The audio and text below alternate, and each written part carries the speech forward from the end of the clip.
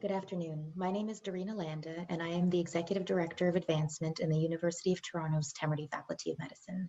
I'd like to begin today's event by acknowledging the land on which the University of Toronto operates. For thousands of years, it's been the traditional land of the Huron-Wendat, the Seneca, and most recently, the Mississaugas of the Credit River. Today, it is still the home to many Indigenous people from across Turtle Island, and we are grateful and privileged to have the opportunity to work on this land. I'm so pleased to welcome you to this third installment of our Temerty Medicine Talk series and the final one for the year. And what a year it's been.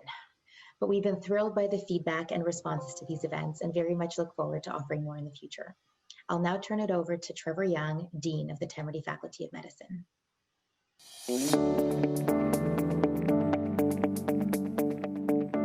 Hello, I'm Trevor Young, Dean of the University of Toronto's Temerty Faculty of Medicine. In September, we announced a landmark $250 million gift from James and Louise Temerty and the Temerty Foundation. As the largest philanthropic gift in Canadian history, it still takes my breath away. Their donation is an investment in our shared vision of the future, one where we'll champion enhanced discovery and collaboration while also striving for excellence through equity in everything that we do. Throughout this series, we're going to tell you about some of our remarkable research and programs that will advance health and healthcare both here in Canada and around the world. To help guide this conversation, we've got André Picard, our good friend and the award-winning health columnist for the Globe and Mail. André, thank you for making time for us and for all the great work that you do. Thank you very much, Dean Young. As you heard, I'm André Picard. I'm the health columnist at the Globe and Mail, and it's great to be here for the third of the Temerty Medicine Talks. Our topic today is a good one. It's about medicine's ongoing pursuit of equity, something that's rightfully received a lot of attention in the past few months, and even in the past week, as we'll get to in a moment. Now, obviously, this is a large and a complex topic. So to help narrow it down, we're going to focus our conversation specifically on physician training today and the role it plays in supporting greater health equity. Of course, we might go off into other areas, but we're going to try and focus on that one today.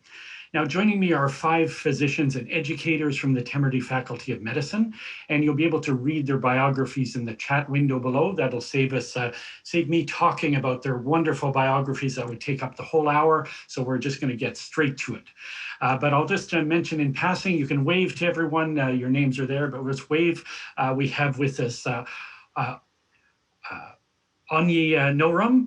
Hi, Onye. And Chase McMurren. Stephanie Zhou, and Ariel Lefkowitz and Patricia Houston.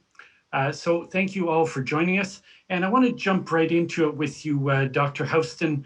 I alluded to a moment ago that in the last week, there was a topic of physician equity in training that got a lot of attention. There was an international student in the MD program who launched a GoFundMe campaign to raise money because her international tuition fees were overdue. Can you comment on this to kick off our discussion today? What happened there and how has it been resolved? So I wish I could say it has been completely resolved, but I'm not very happy to comment on it. So this GoFundMe campaign that one of our students found themselves having to do the fact that they were trapped and had the need to reach out publicly to fund their tuition brought into stark relief for me what some of our students endure and how there are aspects of our historical system that continue to create extra burdens for non-white students. I only learned about this situation in the last few days, but what it also showed was that we have multiple resources for our students. We have an Office of Health Professional Student Affairs, we have academy directors, we have faculty leaders, we have counselors, and we have people like Onye who are there to support our students. But even with all of that, students still face barriers in feeling that they can reach out and feel that they will be listened to. So what can we do to make it better going forward? Well, I plan to do a review. I plan to bring together our internal stakeholders, including our learners, and some external experts to try and sort out how to ensure that this never happens again, that there's no student, no matter if they're a domestic or international student, who feels that they have to go to such an extreme measure. And I will also review all of our processes to make sure that when a student is in distress, that this is escalated in a timely and appropriate manner. We learn about cultural and psychological safety, but I think a concept that Chase speaks to, which is cultural humility, is probably even more important. And I do hope that we can have a broader discussion around that concept as we talk about equity in medical education. Great, thanks, and we'll come back to this topic, no doubt, in passing as we go through our chat. So, Dr. Nnorom, I want to turn to you. You're the Black Health Theme Lead at U of T's MD program. So, I want to give you a step back and give us a sense of the larger issue here. Talking about equity, we also have to talk about the flip side. We have to talk about privilege. So, can you tell us a little bit about that? Set the scene for us today. Well, thank you for that very hefty question. But yes, it is certainly it is an issue. So privilege is really thinking about the power that one has to have influence in a society that one doesn't always realize that one has. And so oftentimes when we're talking about medical schools, there's a lot of privilege there that people aren't even aware of, aside from just the privilege of being able to study medicine. We know historically in Canada, it's largely been people of higher socioeconomic status, white Canadians predominantly, although that's shifted over time. And then there have been groups that have been historically underrepresented, like Indigenous and Black and other communities that have experienced historical injustice and oppression, in which case, we're often not seen in these spaces. And it becomes normalized. It becomes so normalized that when people see a Black doctor, they tend to not even believe that we're doctors. We're asked about our credentials, we're mistaken for cleaning staff or other staff. And so that history and that legacy of, particularly I'll speak to anti-Black racism, creating barriers to medicine is long standing, whether it's a formal policy that has existed in some schools in Canada or an informal practice. And so it becomes challenging, but certainly at the University of Toronto, you just mentioned the episode that happened, or the issue that happened last week. It bears heavy on those of us who are in these spaces, who are part of what I'm hoping is the transformation, not only around diversity, but around understanding how justice or injustice impacts our learners or faculty, but in particular our patients that we're being trained to serve. But speaking as a Black person, particularly this year, not just as a physician, not just as an educator here, but as a Black person, a woman, a mother, then I have had, like many, the unfortunate situation of this summer and seeing the uprisings and the death of a Black man on screen, living in a city where we know a Black person is 20 times more likely to be fatally shot by the police. So anti-Black racism is very much alive here, but not in just our police force, but in our society in general, as evidenced by COVID-19, right? So if we're going to focus on medicine, then COVID-19 in Toronto, Black people make up 9% of the population, but as of August, 34% of the COVID-19 cases. And we still don't have a strategy to address that. And you say, well, how does that relate to the Faculty of Medicine? Well, many of the people who are decision makers and whether or not there is a strategy are faculty at the Faculty of Medicine. And so on top of all of that news, then hearing about a medical student who was a Black medical student who was, studying to pursue medicine, or is studying and was at risk due to financial reasons, all of that carries a huge burden as a person, as a Black person in this city. So I would have to say that for me, in my role, yes, I teach in the curriculum about Black health and the impact of anti-Black racism. But I would say in particular this year has been such a difficult time for those of us who are Black in Canada and certainly in Toronto to grapple with, that I would say when it comes to the work that is being done at the University of Toronto, I, as faculty, I'm not necessarily celebrating where we are, but I'm here because I'm hopeful of where we could be. And I think that's really the essence of it. It's about the fact that I think a lot of first steps have been taken so that we can move towards better equity and an understanding of justice and medicine.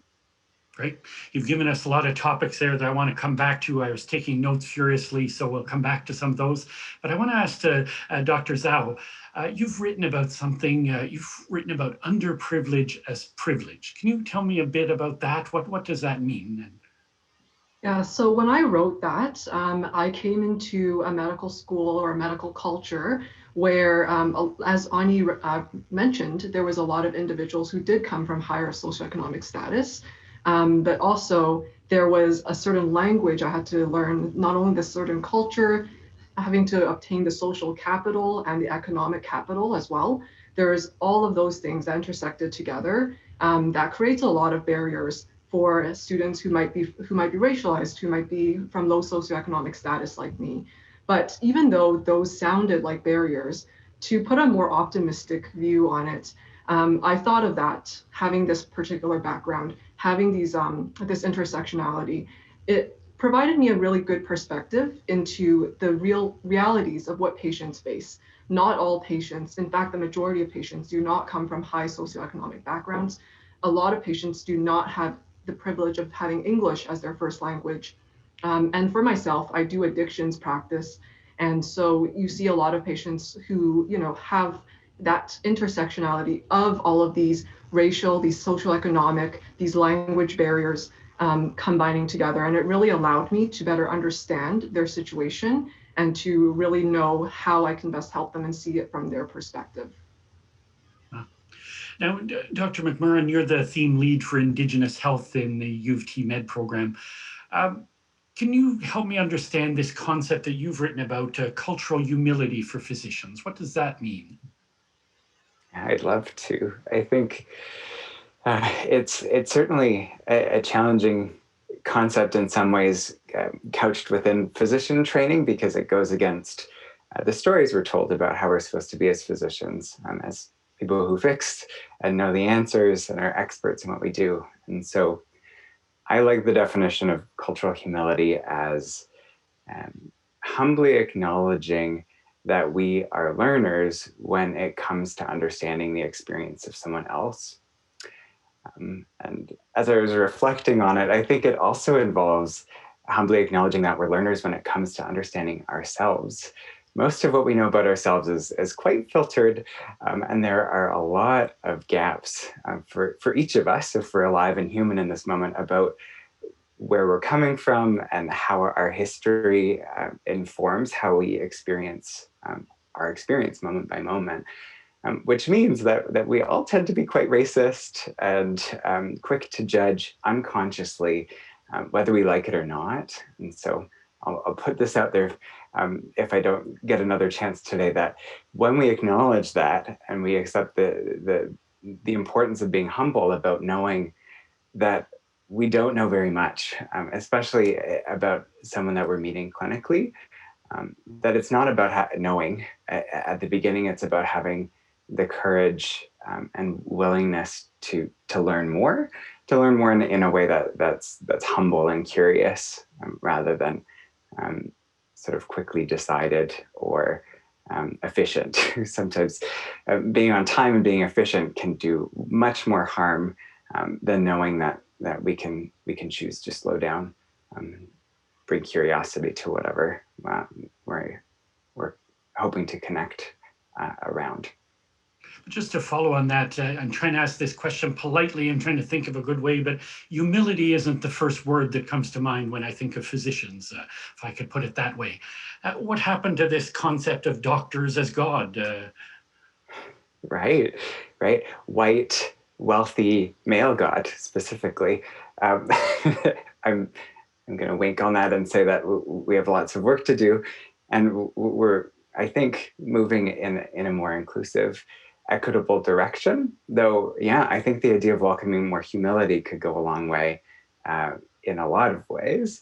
I think you're bringing up something so important, and that's the idea of hidden curriculum and the reality that even when initiatives are underway about equity and diversity, the reality is that there is still this hidden curriculum about physicians and the way we're supposed to be, what we're supposed to look like, or how we're supposed to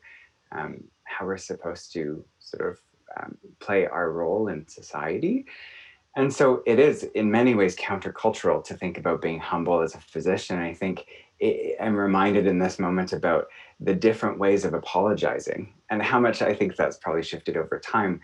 Though I remember in my training the notion of acknowledging errors, for example, and the importance of apologizing, and how I think sometimes, even though we're trained in Canada, we tend to act as if we're in a much more litigious society, and tend to be frightened and quite fearful of getting in trouble or being somehow blamed for doing something wrong. And I think that can really slow us down in a way in terms of being curious and acknowledging that we don't have the answers, and that's okay. I think it really involves challenging some of those deeply rooted stories, which are quite outdated. I would propose. Great. Now, Dr. Lefkowitz, I want to bring you into the conversation. Thanks for being patient. Now, you write about, you study ethics, equity, something called moral courage. I'm interested in learning a little bit more about that.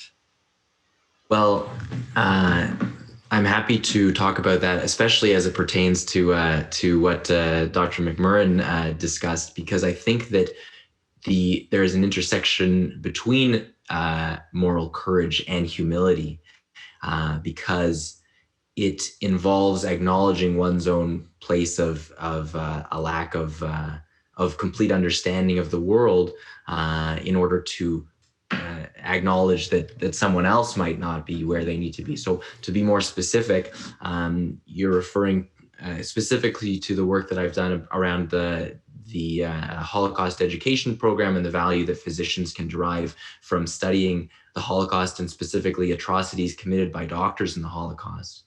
And I think that this also pertains to the discussion earlier around our acknowledgement of our own practices, failings, our own faculties, work towards improving where we are now and where we need to go.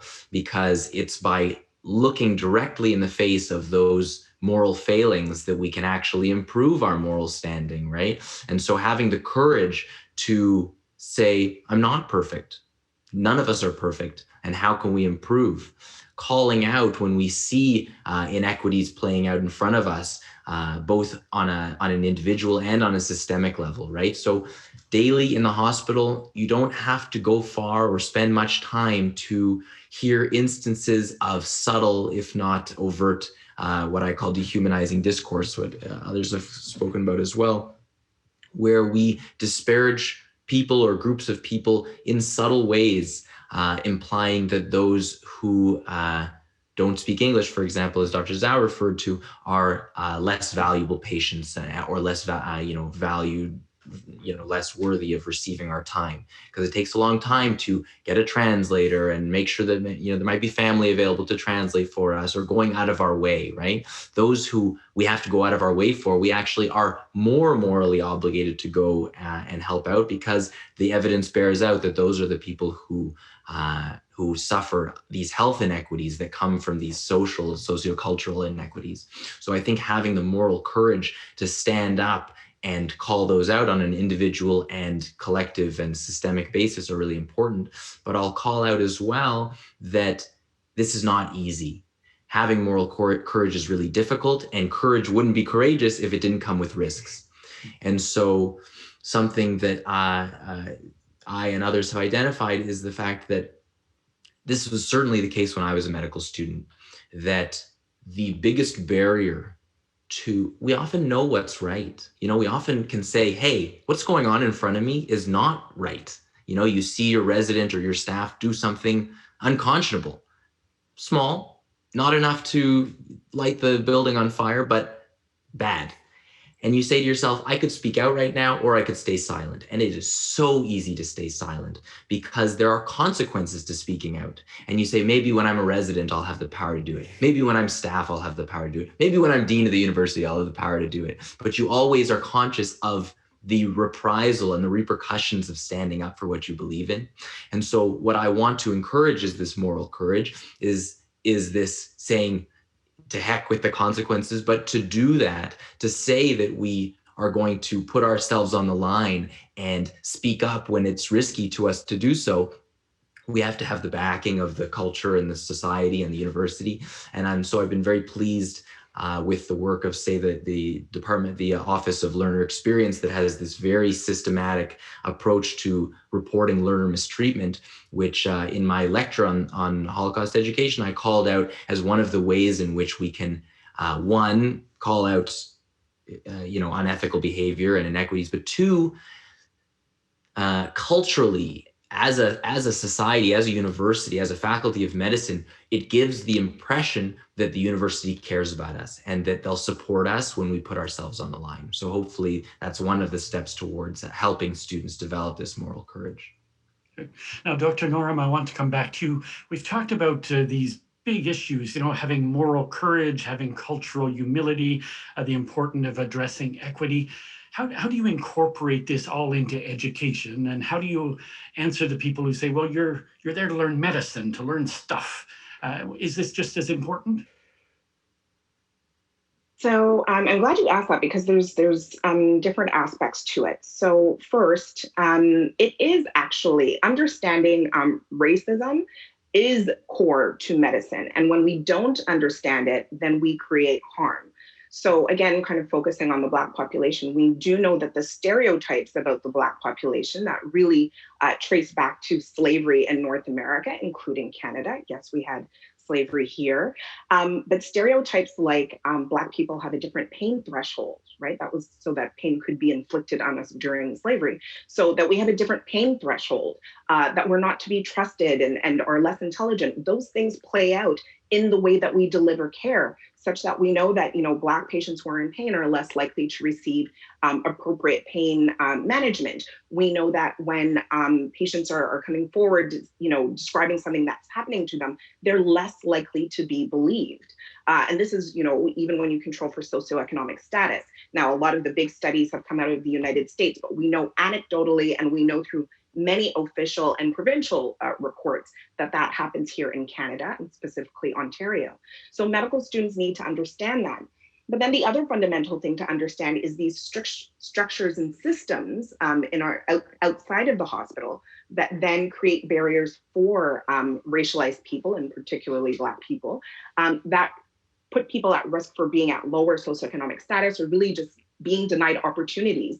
And that those lead to lesser opportunities to be able to have a healthy diet and exercise and all types of things that we associate with health, essentially the social determinants of health.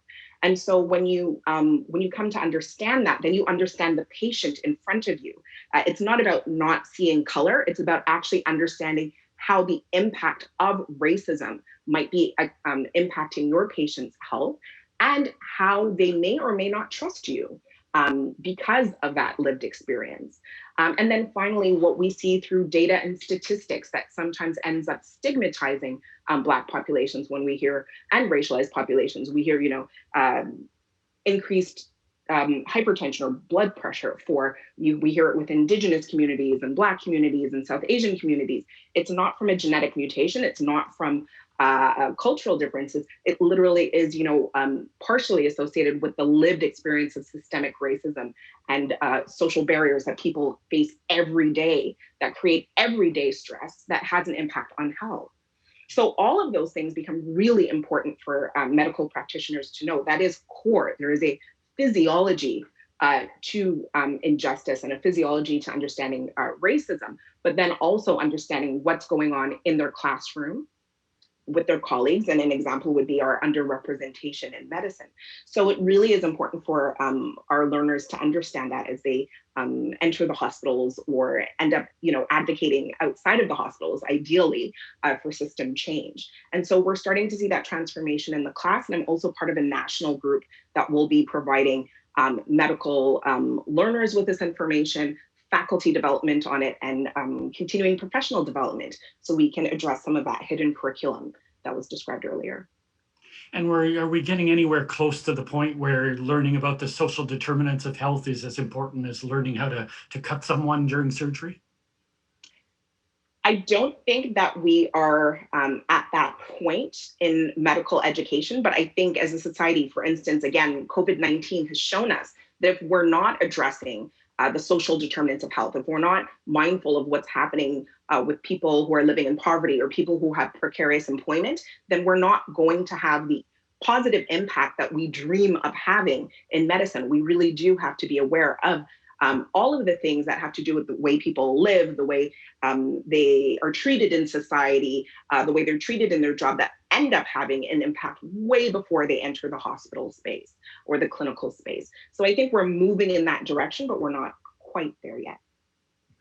Now, Dr. Houston, at a school, there's a lot of pressure to incorporate new stuff into the curriculum all the time. There's only so many hours in a day and in a year.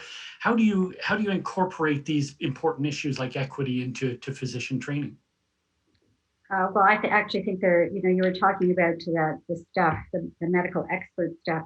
I actually think and believe that the social determinants of health, the concepts of equity, understanding productive failure, understanding the ability to deal with ambiguity, and a commitment to our communities and to lifelong learning is much more important than that medical stuff. That medical stuff is going to be different. At least 50% of it is going to be wrong 5 years from now. And so it's more important that we teach our students how to learn than what we teach them about with the medical expert content. And we've put a lot of effort into our foundations curriculum, which is our first 2 years of our curriculum, to make sure that as we're teaching in clinical medicine, we teach them the basic sciences. They need to know that, but we also teach them the psychosocial aspects of all of that clinical medicine. And I think we have done a pretty good job in the first 2 years. It's when they get into the clinical sites in the second 2 years, and when they become postgraduate learners, and when we all become a part of that community that is teaching, that we have to continue to pay attention to that. It is much too easy to get caught up in what is in this moment in time, the problem that I'm being presented with, that I can use my medical expert algorithm to go through and tell the patient what they need to do.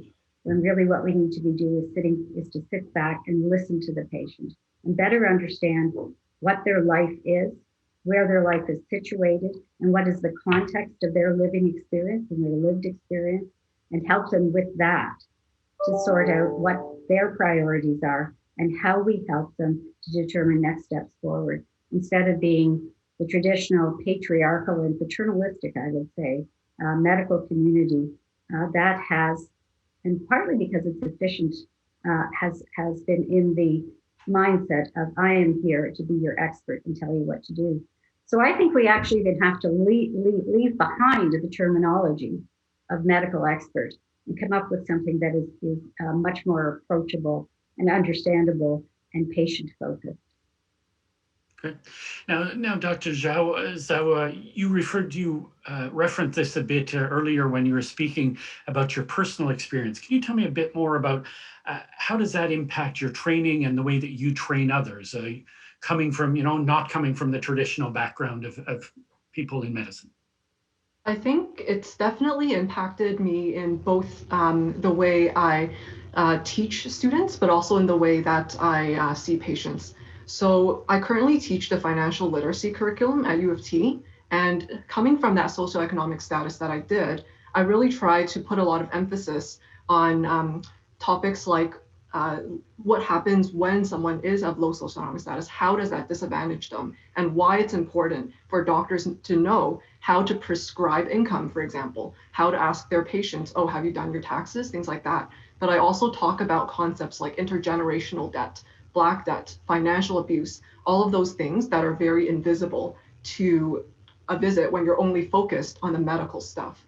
When it comes to me seeing patients, I think doing addictions, often there's no cure for someone. We can't cure someone of an addiction, but it's so important to find out why someone has an addiction in the first place. And that is largely because of these social determinants of health, of these psychosocial aspects. And so really trying to utilize what I know from my own history, growing up in a homeless shelter and seeing the addictions that are quite prevalent around me, that really helped me understand and try to understand what causes them to develop an addiction. How can we mitigate those particular factors that causes a patient to continue using substances, and how we can fix those instead. And can you elaborate on the financial literacy part a bit more? I think traditionally doctors kind of prescribe a drug. They don't think, can the person afford it? Can you talk about the importance of that and how do you teach that? Exactly. And so in medicine in general, there's a lot of stigma when it comes to talking about money. And so students don't really ask about money or bring up that topic very much. And so initially, the financial literacy curriculum was developed to teach students about affording medical school and those kind of resources, which then further expanded. But given that U of T is in such a diverse location, we often have students who will encounter patients who might not be able to afford something, and so they don't take it, and that therefore impacts their health outcomes. We might have someone who is always no-showing to the clinic, but that's because perhaps they're not able to access transportation. Perhaps our hours are 9 to 5, and that happens to be the hours that a patient is working. So then they're not able to come to their appointments at all. And so that's why there's importance of having evening clinics or virtual clinics as we're having right now. And lastly, when I talk about financial abuse to the students, I tell them that financial abuse happens to anyone, regardless of socioeconomic class. It can happen to well-off people, and it can happen like yourselves, or it can happen to patients. And often patients don't even realize that's acknowledge that that's a form of abuse. And so sometimes patients may not be very outcoming with that. And so it's important to really ask, are you being abused? Is there any financial abuse going on? And so just having it in their, in their armatory of skills and of knowledge, things like that, I think it's just important for students to develop that kind of those skills. Now, Dr. McMurren, I want to come back a bit to you were talking about cultural humility. I got a sense that you were saying that empathy is really important as well. Can you talk about that issue of how can you be empathetic when you have all this stuff to do? It's not easy being a doctor. Yes. Yeah. Thank you for this question. This is a long one. This would be an afternoon workshop for the rest of the year. Though I'll try my best. So I would like to distinguish between empathy and compassion.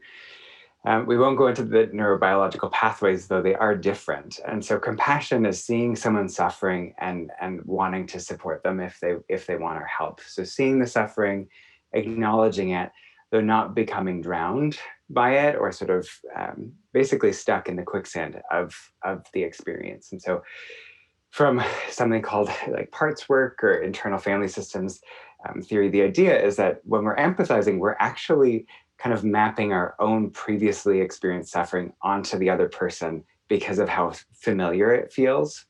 So I'll try to just explain this somehow. But if we see someone in a particular plight, our brain will immediately go back to the closest kind of parallel that we've experienced and bring us right back there, sort of like time travel within our nervous system. The problem with that is that then it becomes hard for us to play doctor or health practitioner of any sort because we're kind of stuck in this really scary, often helpless feeling place. Whereas compassion invites the idea that we can come back to that. We can acknowledge the need to return to that feeling to support ourselves, maybe later in the day or in our sort of dedicated times for self-care. But that in that moment, our role as a practitioner or healer, if we use that word, or if we identify as someone who wants to be an instrument of healing, that our work there is to be compassionate, to be curious, understanding, and recognizing the suffering without trying to sort of steal it in a way. Because when we take it on in that moment too much, we become much less able to use that wisdom that we've maybe acquired over time. So sounds a bit overwhelming in some ways, though in my mind, it's the idea of the both and, that we recognize, we acknowledge it, we help the person see that we see their suffering, and we also acknowledge that we're not in their shoes, we're beside them, and if they're open to receiving our support, we can offer support in a way that feels right for them. Guided, of course, by asking questions, getting permission as we go along, not making the assumption that we know better because we haven't lived their life. So it's a complicated process, though I think one that when we pay attention to it can become much more sophisticated and nourishing for the person who's coming to us for support and ourselves, because we're not carrying around a backpack filled with all sorts of intergenerational trauma and suffering with us, because that really makes it hard to practice in a healthy way. But let me ask it this way. Can we teach empathy, or do we have to choose medical students differently who are empathetic in the first place? Can I say both and again? No, that's cheating. I know. Okay. So yes, it could definitely be taught. I think it certainly can. It does raise the concern, I think. Let me find words that feel appropriate. I think there is a bit of a challenge in expecting people who maybe haven't grown up in this time and place of equity and more openness to welcoming difference within medical training. And so I think sometimes faculty members might not have these skills, and it inadvertently can cause harm by being asked to teach some of this content. And so that's sort of a sideways answer to your question about teaching the empathy. I think it makes me think that I'm hopeful that we can put a lot more energy and care into supporting faculty members developing the skills to have more moral courage and cultural humility, so that they can more comfortably and effectively support learners who are different than them, who are inevitably different from them, whether from a sort of an ethnic background, simply from a sort of digital native background. Like, there are so many differences that show up in the teaching context. So I think it can be taught. The selection, to answer that part of your question, is an important part, right? And I think if there's anything that's been on my mind about being able to share today, is about the idea of welcome, and thinking about how we can create welcome spaces for learners to come and feel safe and supported, and for people from different communities that have historically been left out of this profession to feel welcome. And I think my ultimate hope is that in so doing, we can help patients or people seeking support feel more welcome in spaces like hospitals and clinics. And I think we have a long way to go. But that idea of how can I communicate welcome, and how are we communicating welcome, is a question in my mind that helps sort of look down the road a little bit of, like, what are we doing this for, and what does welcome look like? Of course, that needs to come from the people and communities themselves, not from us making up stories, though it's something that I think is helpful, the idea of what's welcome. So, Dr. Lefkowitz, let's continue with this theme of welcome. It's an important one for teaching. Wasn't that long ago that Jewish students, for example, were banned from medical schools, or there were quotas to limit them? Are our schools, even if they're less overt about these things now, are they more welcoming? Are they more diverse than they used to be? And, have we gone far enough? I mean, now it's been a while since I was a medical student. Certainly, since I was allowed to go to medical school, it's more welcoming than it was for a generation or two ago, when there were Jewish quotas or bans on groups of people altogether.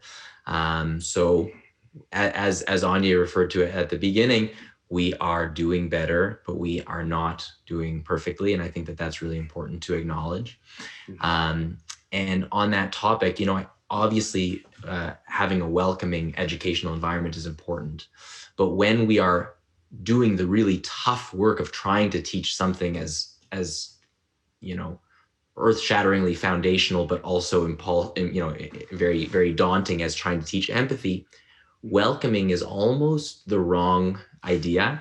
And I'll explain what I mean. So, as Chase referred to as well, we don't understand the experiences of others. And when we we go to experiences in our own lives or in the lives of people that we understand. And by doing so, we automatically do a bad job. So what do I mean by that? We say, oh, here's a person with cancer, and my aunt had the same cancer, so I know what's going on in your life, or I'm even from the same, sociocultural group, or an adjacent one, or whatever, a combination of things. It's okay to feel a kinship towards patients, and to allow a patient to feel a kinship towards you. That's important in the therapeutic relationship. But if we allow that to trick us into thinking that we actually understand another person's experience, we do them a disservice, because then we don't ask them what we need. We assume what they need. We assume what their lived experience is. And so that maps on to how we teach about something like empathy, and how we teach about everything.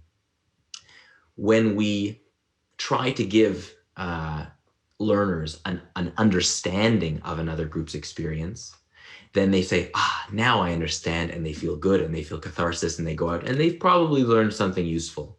But I actually would argue that it's in allowing people and encouraging people to sit in discomfort that we actually can produce more transformative experiences that actually can change somebody from being ever so slightly less empathetic to ever so slightly more empathetic. And I think that, what I said before about kind of looking directly in the face of, say, physician atrocities of our history is important. You feel that discomfort, you live in that discomfort. So for example, I write about being a Jewish person who is also a physician. I look at the Holocaust and I say, I find myself in the place of victim, having, being a Jewish person who would have been persecuted at that time, having lost a lot of family members and having grandparents who are Holocaust survivors. I am in that victim role. At the same time, I'm looking at the perpetrators, and Adolf Hitler famously said, none of this would be possible without physicians. Oh, what an amazing legacy we leave, right? I'm a physician, and I have to take on some of that responsibility. Just as in society, we have to take on the responsibility of the racism in our governmental structures, the inherent sexism and homophobia, and all the different ways in which we oppress groups of people. And we take that on, not to feel guilty, but to feel uncomfortable, because people don't tend to act from places of comfort. They tend to act from places of discomfort. And so I think welcoming is important in getting people into medical school, but thereafter, I think we should push a little bit more towards discomfort. I want you to build on that a bit. Does the training to make people more equitable, to think about equity, do you have to make them uncomfortable?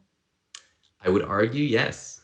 The conversation around privilege is an uncomfortable one. When you realize that your path may have been easier than the path of the person beside you. And so I, as a person who has quite a few privileges in my life, I have to recognize I have the privilege of being able every single day to walk into a room and say, hi, I'm Ariel Lefkowitz, I'm your doctor, and they'll believe me. Whereas a woman or a person of color, I when I teach this, I call it a specific colleague of mine who I know every single day walks into the room. Hi, I'm Dr. So-and-so. I'm your doctor from Doctorville with a doctor. Do you see the doctor? I am a doctor. And they say, okay, when's the doctor coming? Right. And so I have to recognize that privilege to even begin to understand the experiences of my colleagues. And that's uncomfortable. And so I would argue, yes, discomfort is an important part of it. So Dr. Nnorom, I wanted to continue on the theme of something uncomfortable for learners, for doctors, is when you are racialized, you get patients who are racist. You get patients who say, oh, you get me the doctor, you must be the nurse or whatever. How do you deal with that practically in the training?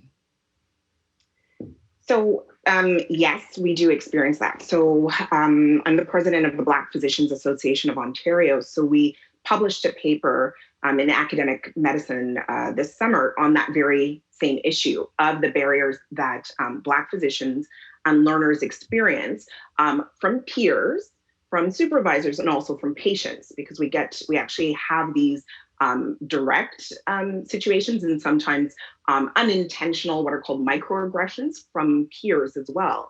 And so there are different ways that we've been working to address it. I would say historically, where we talk about, we just talked about discomfort as a Black person, right? Especially as a visibly Black person in medical spaces, we often have not talked about these experiences. So our research showed that most people just internalize it or try to ignore it and move forward. And we know from the literature that actually takes a toll, like I mentioned in the physiology of injustice. So it takes a toll on somebody's physical health. But I would say historically, we've not talked about those things as Black physicians, because we're very much committed to the communities that we serve and understand the barriers that our communities have, and recognize, to follow the theme, our own privilege compared to much of our Black community.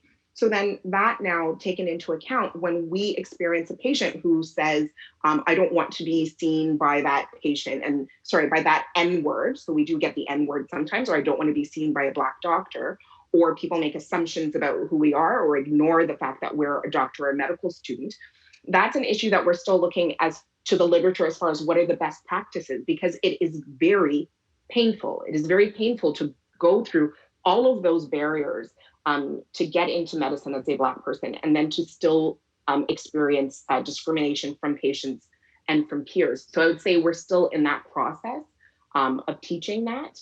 Part of it is also, although we talked about, in the classroom, it's important for people to experience that discomfort of it, talking about racism. For those of us, specifically, I would say from the Black community, it's our lived experience, right? It's not theoretical, it's not the patient, it is us.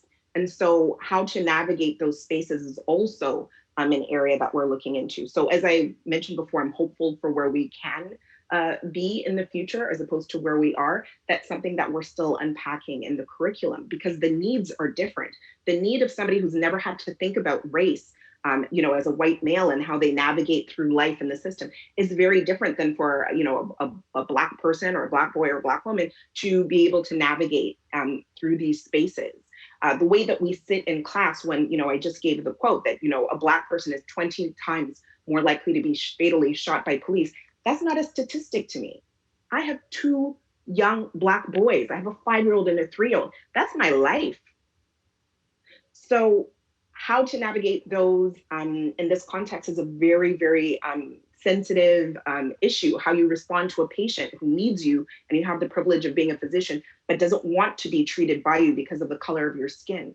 So I can't say that we're teaching that perfectly, but we have been having lectures and understanding in the Faculty of Medicine, both for faculty and for medical students, on understanding microaggressions and how to address them. And certainly with the Black Physicians Association of Ontario, we're trying to work with our learners and our physicians on how to heal and how to have some best practices on how to handle these really, really difficult situations. And do you navigate it differently in different circumstances? For example, if you have a racist patient in the trauma bay who's dying and saying horrible things, is that different from one who's in your clinic for a routine visit? So in this case, I'd have to quote some of the recent literature that's been looking at this. So this is very new as far as the studies, and many of them have come out in the United States. But there are papers that have been published on, depending on the context, how a team can address it. So there's pretty good evidence. And again, we haven't necessarily incorporated this formally into the curriculum at this time. But let's say you're part of a medical group, you can actually talk about it in advance. Like if something racist comes out, so realizing we live in a racist society, if something racist comes up with the patient, how do we want that to be managed? Because one learner might want it to be addressed on the spot. Another learner would be like, I don't really want you to do that. So that's that curiosity of what Chase mentioned, not making assumptions.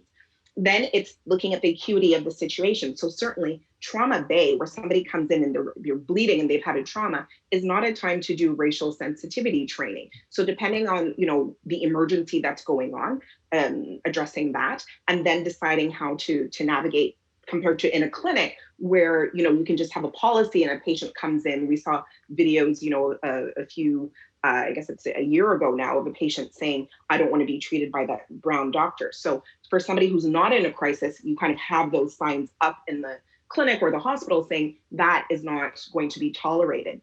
So there are actually different approaches one can take that is starting to come out in the literature, just really in the last couple of years, I would say. And Dr. Houston, as the most experienced person on the panel, have things changed enough over the years, or have they changed a lot? And if so, have they changed enough? Well, absolutely not changed enough. Have they changed a lot? Yes and no. When I graduated from medical school many years ago, decades ago, there was a lot of gender issues. It was women didn't at that time and still don't go into specialties such as what I've been in, which is critical care. They still don't go into surgery, although that is improving. And I certainly was for a long time and still am mistaken for another type of member of the healthcare team, not the doctor. So a patient will come into the operating room brought in by the resident or fellow I'm working with on that day, and I will go to introduce myself, and the patient will still assume I'm not a doctor. I'm a nurse or just some other member of the healthcare team. So gender issues are certainly a big thing. And Ariel talked about the Jewish experience. My husband and I are Jewish, and my husband wanted to be and is an orthopedic surgeon, a great one, I would say. But anyways, when he was applying to go into orthopedic surgery, he will still remember until the day he dies, as I will, because he came home and he was so dismayed by it. Speaking to one of the surgeons that he had to interview with, and the surgeon made it clear to him in the beginning that there were several excellent Jewish candidates for orthopedic surgery that year. And of course, they couldn't take all of them, because how could you? You just really had to draw the line on how many Jews got into the program. And the fact that somebody, in 1985 would have that opinion was shocking at that time. But I think that opinion still exists. And that is why we have to keep working. There is huge amount of anti-Black racism. There are still ongoing hate crimes against Jews. And although it may not be spoken as much as perhaps or out there and us discussing it, it is something that we have to speak to as we think about the equity issues in our clinical environment.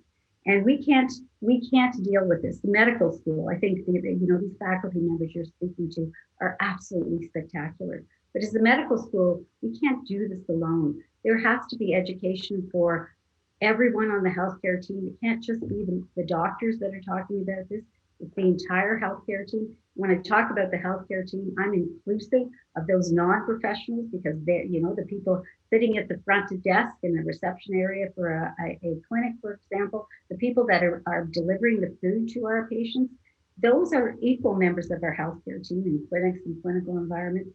And we have to include the patients and their families, because if we look at the mistreatment of our residents, 50% of the intimidation and harassment of our residents, our medical learners who are in postgraduate education, comes from patients and families.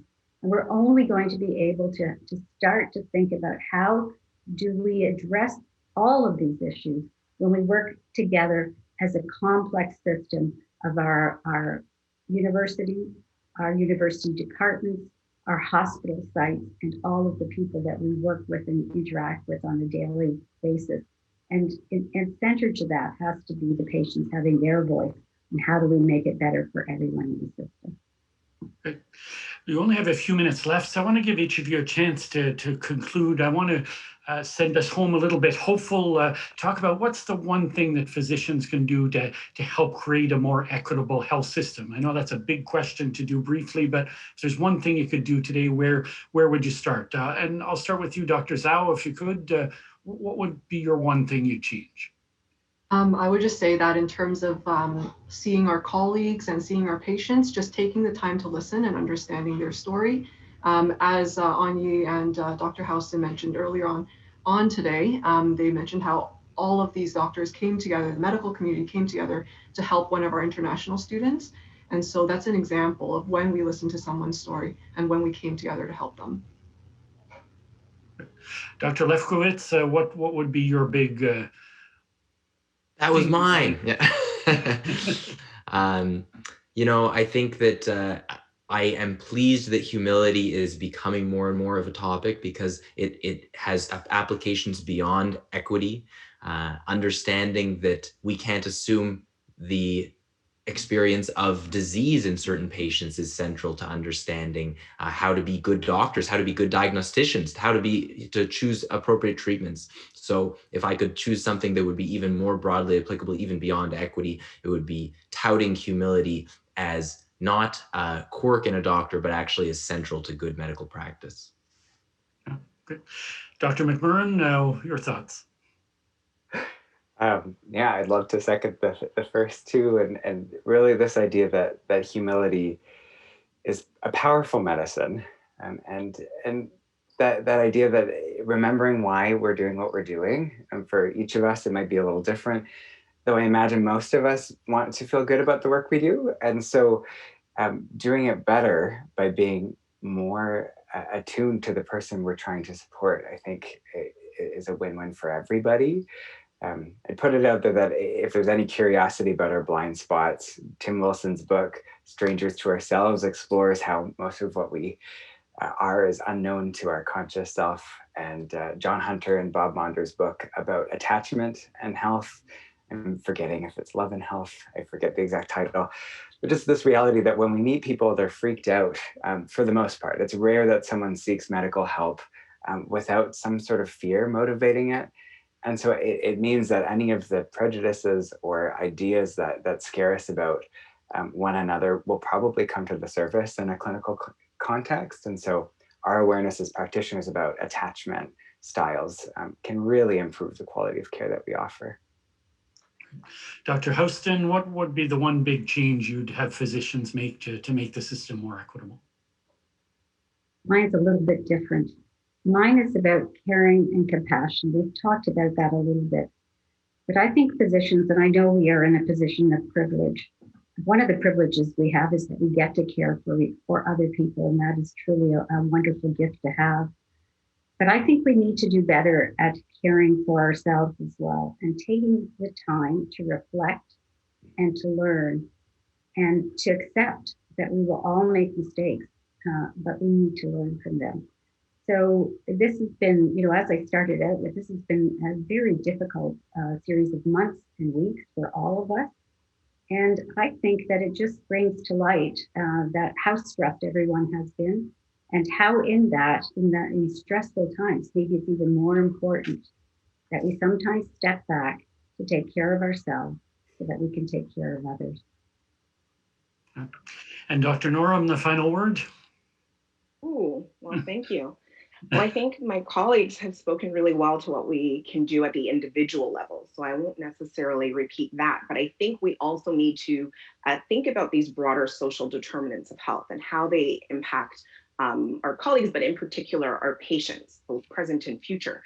And so I think there is a need to engage in unlearning intentionally. So in unlearning the colonial and racist ways and oppressive ways that medicine functions and the things that we learned. So we have to unlearn that. We need to listen. We need to listen to communities. COVID-19, again, is a perfect example. We need to be listening to what's going on outside of our clinics, outside of our hospitals, and really think about the communities that are impacted by these forms of injustice, and then actually say, how can we help? How can we stand with you? How can we use all this privilege that we have, not be ashamed of that privilege, but think about how we can help to work in solidarity with different communities based on what they actually think are the priorities that would help their well-being. So I think it's looking outside of our offices and our spaces and thinking about how we can be agents of change as physicians to improve our society's health. Right. And I want to thank all of you for allowing me to participate in a very thoughtful discussion, learned a lot. I think our audience did as well. So I want to thank each of our panelists, Onye Nnorom, Chase Everett McMurren, Stephanie Zhou, Ariel Lefkowitz, and Patricia Houston. Thank you for joining us, for sharing your wisdom with us today. Thank you, of course, to our audience. A large audience has tuned in. That's great. This is the third 2020 Temerty Medicine Talk series. I've had the privilege of hosting all three. I hope we can come back in 2021, maybe even dream to do one in person as we used to do, so that would be fun. And I want to end by wishing everyone a safe, healthy, happy holiday season. And of course, a real shout out to all the physicians on the front lines toiling through this very gendered, racialized pandemic, doing their best not only to care, to deliver the medicine, but to learn the lessons that this pandemic had delivered, some very humbling messages about how society is structured. So again, thank you everyone for tuning in. Thank you to the panelists, and until next time in 2021.